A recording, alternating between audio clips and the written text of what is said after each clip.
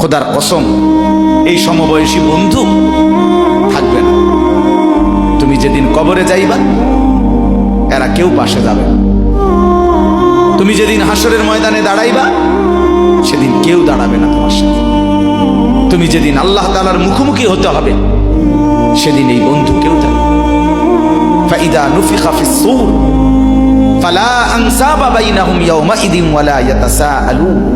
আল্লাহ বলেন, ইসরাফিল যখন দ্বিতীয়বারে সিংগায় ফু দিবে, আমি আল্লাহ হাসরের মাঠ কায়েম করব, তখন এই হাসরের ময়দানে দাঁড়িয়ে কেউ কাউকে আত্মীয়তার, বংশের, সম্পর্কের কোনো পরিচয় দিবে না।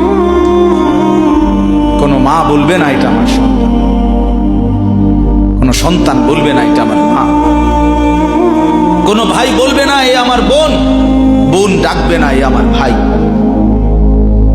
ওয়ালা ইয়াতাসাআলুন, কেউ কাউকে জিজ্ঞেসও করবে না কেমন আছে, কে কারে জিজ্ঞাসা।